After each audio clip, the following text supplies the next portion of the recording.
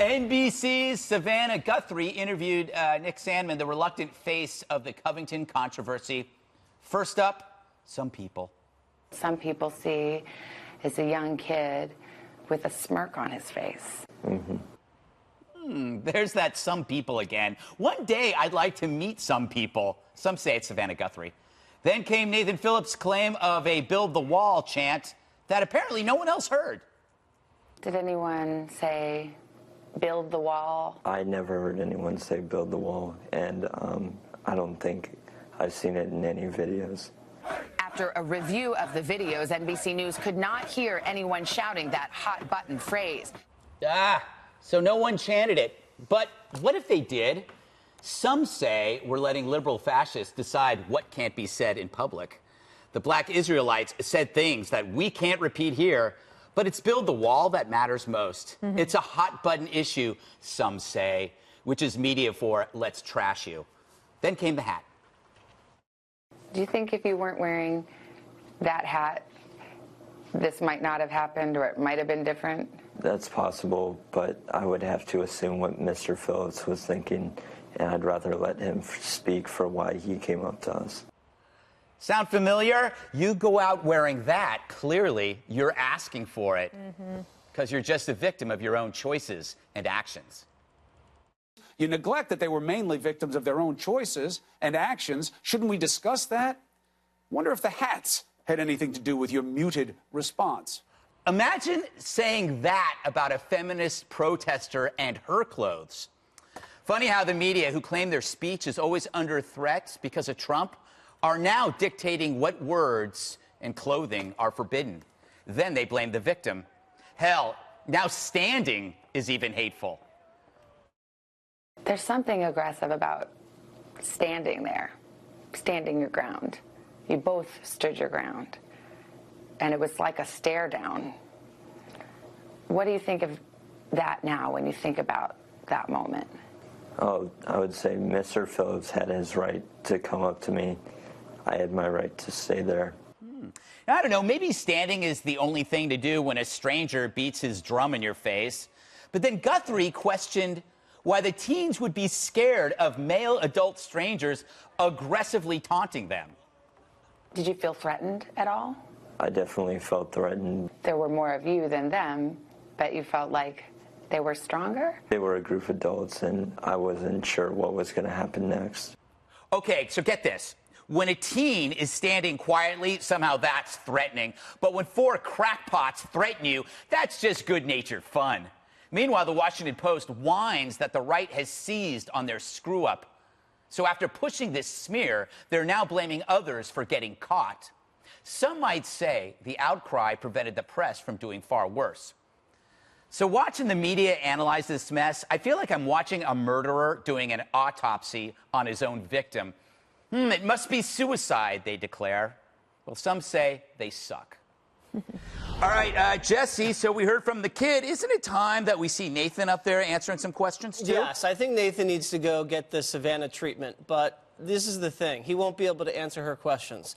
I just did a little investigation because the media won't, and Nathan Phillips, fresh off of this confrontation with the student, disrupted and attempted to disrupt the mass at D.C.'s National Shrine. He tried with a bunch of people, 20 of them, to go bang drums, invade the National Shrine during Mass on this day, and they had to have security block him and lock the doors as he attempted to gain entry.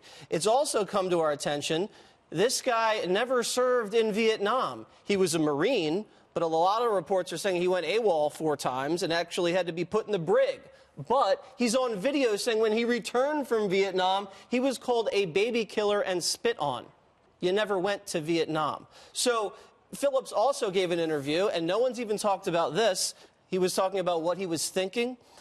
This guy, Phillips, said these white students were in the process of attacking the black individuals. Didn't happen. They were, quote, beasts, preying on the black individuals, and he called the students racists, and he said the looks on the kids' faces were similar to the faces during lynchings in the South. Now, this guy's story has changed 7 times. The fact that the media believed this guy without checking anything. What else is the media being told and just running with? How do we know? It fit their assumptions. I mean, the thing, what kills me, Jed, is the idea like if you're wearing something, you had it coming. Yeah. We've learned that that's not what you say to people. Yeah, the nerve to say that to a kid, too. Yeah. And You obviously imagine if you wearing said a that hat. to a woman. Oh, you were wearing that. That's Yeah. that line. Oh, you're wearing a skirt like that. You deserve it. I mean, it's crazy. And they're counting on. See, you just did that research, but they're counting on no one doing that, or you do it, but it doesn't get propagated, it doesn't get sent out. All they need is that initial clip and the judgments to be made. Now, imagine if you went out and you were at a march and you were a kid and you had a bunch of adults screaming at you, shouting horrific things. I'm still trying to figure out what this kid did wrong. I see he smirked. I see that. I see maybe he had a little bit, he was confused. He didn't know what was going on. He didn't assault anybody. He didn't even shout back. How many people can say that as a teenager, their first instinct wouldn't have been to say something back, to say, no, you're this, or they didn't even do that. These kids were on their best behavior, frankly, given what was going on if you watched the before and after. And I can't believe that we're still talking about a smirk from a kid because he had a MAGA hat on. Yeah. If he didn't have a MAGA hat and that was not a pro-life protest, this would not be a story. No, it wouldn't. And, you know, Dana, the lesson I learned, I'm never, ever looking at a viral video again. Because it is actually, it's so funny that it's called viral, because it's contagious, pernicious, and it makes you sick. It makes you sick. Yes. It does make you sick. The other thing is, remember back in the day, before the internet's early 50s?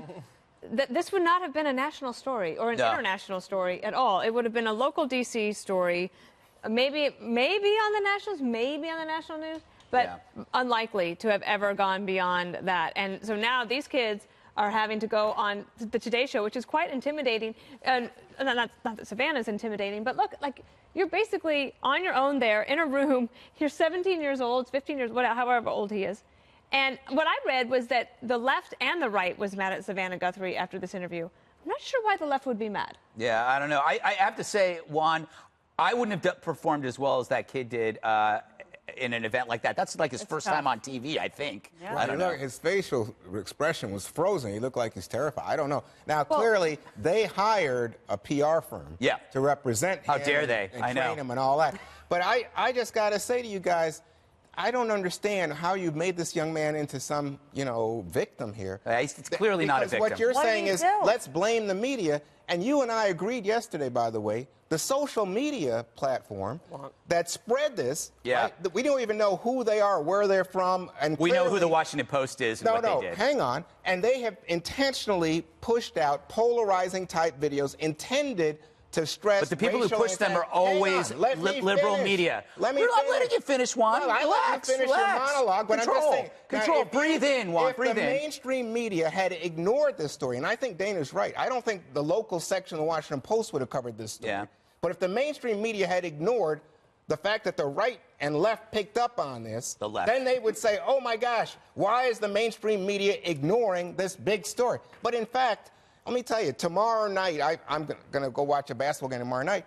The black Israelites will be standing there, and they'll be saying rude things to me, my wife. They say them to everybody. But you had it coming, Juan. Thank you. But people don't stand there and engage. And then these guys... This is the first time they ever saw them. They were waiting for the bus to go home. No. Come on, Juan.